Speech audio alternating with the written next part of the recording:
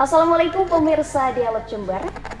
Organisasi terbesar di dunia, Perserikatan Bangsa-Bangsa PBB, melalui Badan Kesehatan Dunia World Health Organization (WHO) pada 1 November 2007 memutuskan 2 April sebagai peringatan Hari Kesadaran Autisme Sedunia. Dan hal itu sebagai bentuk dukungan dalam meningkatkan kepedulian terhadap penyandang autisme dimanapun berada. Nah, pemirsa, kita akan membahas terkait dengan itu, tentunya dengan narasumber kita hari ini. Ada 2 narasumber yang datang langsung ke studio kami. Yang pertama ada Ibu Nur Hasanah, selaku psikolog dan juga dosen UINHAS Jember. Kita sapa narasumber kita yang pertama terlebih dahulu. Baik, selamat datang Bu Nur Hasanah. Bagaimana kabarnya hari ini, Bu? Alhamdulillah sehat, Mbak. Alhamdulillah sehat. Iya. Oke, barangkali Bu Nur Hasanah bisa menyapa pemirsa Dialog Jember terlebih dahulu. Baik, Assalamualaikum warahmatullahi wabarakatuh. Selamat sore pemirsa Dialog Jember. Saya Nur Hasanah. Saya adalah seorang psikolog klinis dan dosen di Universitas Negeri Islam KHS Jember. Baik, terima kasih Bu Nur Hasanah telah berkenan hadir di studio kami. Sekarang pemirsa, kita bergeser ke narasumber kita yang kedua, yakni Bapak Fadel Ahmad yang merupakan dosen dari Institut Teknologi Bisnis Widya Gama Lumajang dan sekaligus autisme dewasa begitu. Kita sapa terlebih dahulu. Selamat datang Pak Fadel. Bagaimana kabarnya hari ini? Alhamdulillah baik-baik, sehat-sehat selalu. Oke, alhamdulillah baik. Mungkin Pak Fadel bisa menyapa pemirsa Dialog Jember.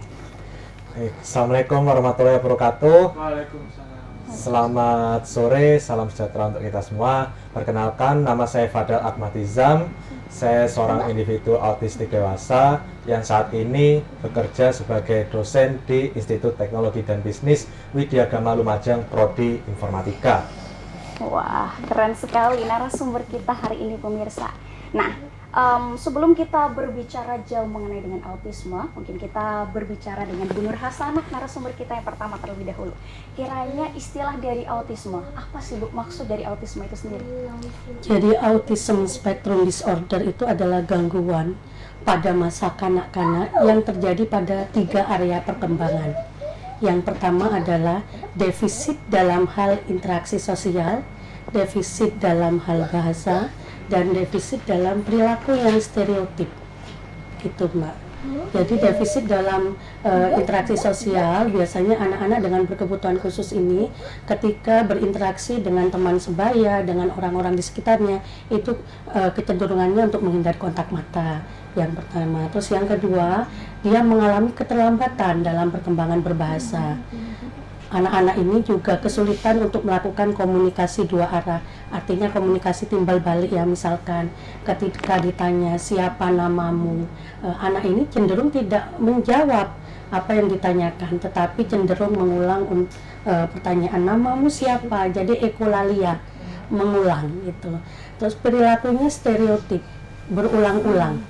Misalkan sering mengepakkan tangan, sering tepuk tangan, begitu Mbak. Nah, selain itu juga mereka kurang bisa memfungsikan mainan dengan sesuai fungsinya. Ya, jadi misalkan seperti Nasiru gitu ya. Ini kalau Nasiru kan sudah bisa ya Mbak ya, dia menggunakan krayon dengan tepat. Kalau anak-anak yang belum dikenai terapi, itu biasanya bukan digunakan untuk mewarnai, tapi dijejer seperti kereta api gitu. Terus mereka juga senang melihat sesuatu yang berulang gitu, yang berputar. Mereka suka detail sekali melihatnya. Selain ketiga gangguan tadi pada fungsi area perkembangan tadi, anak-anak ini juga mengalami gangguan pada proses penerimaan informasi. Gitu. Ya. Karena mungkin eksekutif fungsinya terganggu gitu. Oke. Sorot matanya juga itu ya, tadi ya Bu ya. Cenderung dia menghindari kontak mata dan dia biasanya delay kalau misalnya kita panggil Nasiru gitu ya. Harus berulang kali baru dia merespon begitu. Oke. Baik, Bu Nur Hasanah, kiranya ciri-ciri dari penyandang autisme ini secara spesifik begitu, adakah? Mengalami keterlambatan perkembangan itu di usia perkembangan itu ya Mbak. Jadi biasanya kriterianya itu di dalam diagnostik statistik manual DSM-5 itu tertulis di situ bahwasanya autis terjadi pada usia perkembangan 0 sampai 3 tahun. Nah, di situ tertulis mereka biasanya terlambat dalam hal perkembangan berbicara gitu ya. Baru berbicaranya ini baru terpenuhi biasanya usia 4 tahun, 5 tahun kalau sudah dikenai terapi. Tetapi ada juga yang bisa bicara gitu, tapi biasanya bicara mereka ini tidak digunakan untuk berkomunikasi, melainkan hanya bicara tanpa makna gitu ya. Bicara tanpa makna, misalkan kereta api, dan itu terus diulang-ulang begitu, Mbak. Oke, berarti penempatan hal-hal yang seharusnya tidak di situ tapi ditempatkan di tempat Iya. itu begitu ya, Bu ya. Terus biasanya anak-anak ini misalkan berkelompok gitu ya, bermain kelompok, kita setting dalam situasi kelompok, anak-anak ini cenderung memisahkan diri Oke, dari karena permainan interaksi teman. tadi Ya, Bu, karena ya.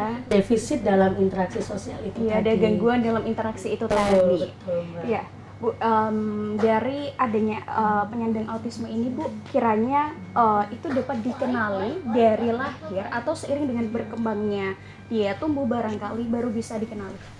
Sebenarnya bisa dikenali sejak lahir.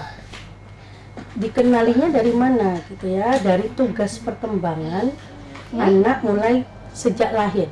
0 sampai 3 bulan ini sudah bisa dikenali sebenarnya anak dengan autism, dengan tanda tentunya ya Mbak ya, dengan tanda. Apa itu? Misalkan di usia 3 bulan seharusnya sudah muncul senyum sosial ketika kita Mbak gitu ya. Responnya Mereka seperti apa begitu ya? mereka cenderung responnya datar, tidak. Kalau anak-anak yang normal itu biasanya dia cenderung tertawa gitu ya. Kalau kita kudang gitu dalam bahasa Jawa. Tapi respon kalau pada anak ini, umumnya begitu ya, Bu, ya? kalau anak-anak ini cenderung datar. Terus yang kedua, biasanya kalau dipeluk dia cenderung menolak, gelisah. Gelisah gitu. Itu kan sebagai tanda, kita checklist gitu ya, sebagai tanda. Dan ketika menyusui gitu ya Mbak ya, itu kan harusnya terjadi attachment, kontak mata Ada sentuhan juga itu antara tadi. ibu dengan si anak. Nah, ini cenderung tidak melakukan kontak mata, dia cenderung pandangan kosong. Itu salah satu cirinya. Baru setelah itu usia 6 bulan gitu ya, anak di 0-3 bulan itu sebenarnya kan bisa ngoceh ya Mbak ya. Iya. Nah, anak ini ocehannya kurang atau sama sekali tidak mengoceh. Oh, mengalami keterlambatan. Keterlambatan ya. Oke. Jadi itu bisa mengindikasikan anak ini nanti gitu ya. Anak ini nanti tandanya seperti ini, bisa jadi ASD, bisa jadi bisu tuli gitu ya. Tapi kan kita harus cek itu tadi. dicek. Ketika didengarkan sumber suara gitu ya, dia mencari sumber suara itu, berarti dia bebas diagnosa bisu tuli gitu kan. Kalau anak bisu tuli kan juga sama, dia tidak mendengar sumber suara, tidak ini gitu ya. Tetapi kalau anak ini masih mencari ketika sumber suara, kecuali suara ibu ya. Kalau suara misalkan YouTube dan sebagainya, musik-musik yang dia akan masih mencari sumber suara gitu ya. Terus di usia 12 bulan gitu misalkan ya, seharusnya anak ini kan sudah bisa berbicara, dia mengalami ya itu tadi, karena akhirnya dia tidak Keterlambatan itu tadi, ya, Bu? itu tadi.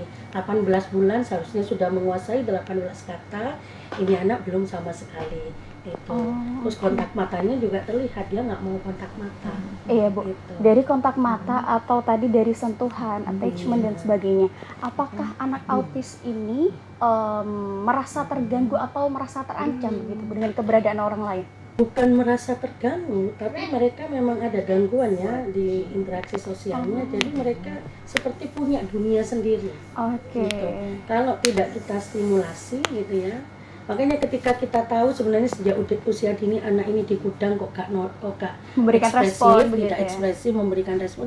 Kalau kita tahu, bisa kita segera stimulasi ya, supaya apa yang kita lakukan ini direspon baik dengan anak gitu. Baik, jadi pemirsa, dari apa yang disampaikan Bu Nur Hasanah ini adalah seringnya kita untuk memeriksakan atau berkonsultasi dengan dokter anak begitu ya Bu ya?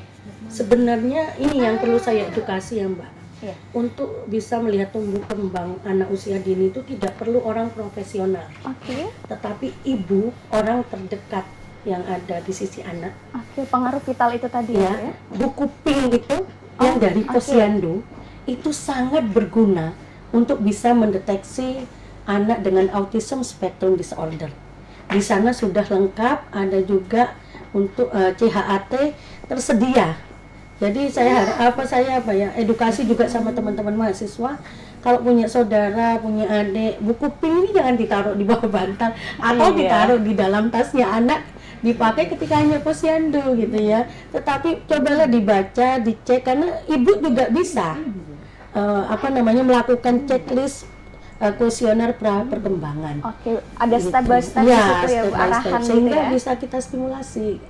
Oke Bu, karena dari penjelasan Ibu tadi bahwasannya penyandang autisme ini banyak ya, atau dengan kata lain Autism Spectrum Disorder, Betul. ASD gitu ya Bu ya, ASD begitu. Nah, apakah hal itu tuh bawaan dari lahir atau ditemukan saat dia tumbuh? Mungkin ada beberapa tipe. Bawaan dari lahir gitu ya. Memang gangguan neuro gitu ya, saraf yang terjadi pada otak gitu ya, gangguan saraf yang terjadi pada otak yang itu akhirnya mengganggu 3 area perkembangan tadi itu gitu.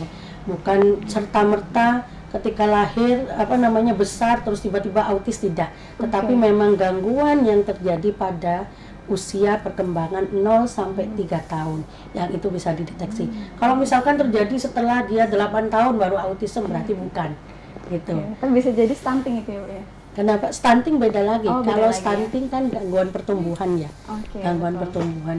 Jadi ini bawaan dari lahir. Gitu. Bawaan dari lahir berarti atau belum terlihat, tetapi anak-anak ini membawa carrier ya, tapi sebenarnya sudah terlihat. Jadi ada pencetusnya waktu itu, karena kan penyebab dari autisme ini multi banyak sekali, belum bisa ditetapkan satu penyebab utama dari ASD, tapi ada semacam vaksin waktu itu MMR ya, vaksin MMR, ketika diberikan vaksin itu ternyata menjadi pencetus, anak ini menjadi regresi atau bahkan fiksasi ya, tidak kembang. Akhirnya seperti Wawan, Pak Jakwan ini itu dulu normal perkembangan awal sampai 9 bulan. Terus setelah itu ada vaksin masuk, vaksin Jerman waktu itu ya. Dia langsung mundur perkembangannya menjadi regresi. Oh, adanya reaksi itu tadi. Iya, reaksi vaksin itu tadi. Tetapi dalam penelitian masih terus dilakukan, belum belum ada penemuan yang fix gitu ya. Sepenuhnya bahwasannya itu karena vaksin gitu. Oke. Berarti untuk mengetahui apakah anak ini terkena autisme atau tidak, itu berarti di umur-umur awal begitu ya Bu, di perkembangan awal. Sudah bisa ya. Okay. Apalagi kalau sudah sampai 3 tahun tuh lebih terlihat ya. Lebih terlihat. Oke Bu, apakah dari penjelasan Ibu tadi autism ini bisa disembuhkan? Karena bukan penyakit ya. Iya. Karena bukan penyakit tapi gangguan perkembangan, sehingga tidak dikategorikan sebagai sembuh atau tidak sembuh. Tetapi bagaimana anak ini mampu berkembang dengan baik gitu ya, berkembang dengan baik sehingga dia fungsi secara klinisnya sebagai seorang individu itu dapat berkembang. Kalau dibilang prosentasenya itu bisalah 99% seperti Mas Fadel, tapi masih ada gejala sisa. Gejala sisa yang dimaksud misalkan gitu ya, bagaimana cara dia berkomunikasi dengan orang lain, memilih kata, bahasanya itu terkadang masih terlihat kaku gitu. Jadi masih ada gejala sisa. Mungkin dari keistimewaan itu ada jalan keluar lain gitu ya Bu, yang dicari. Menarik sekali pemirsa. Jadi mungkin banyak dari masyarakat umum yang mengira bahwasanya autisme ini adalah penyakit. Nah, berarti kita harus menata kembali cara pandang kita bahwasanya autisme ini adalah gangguan dan bukan penyakit yang harus disembuhkan, begitu ya Bu.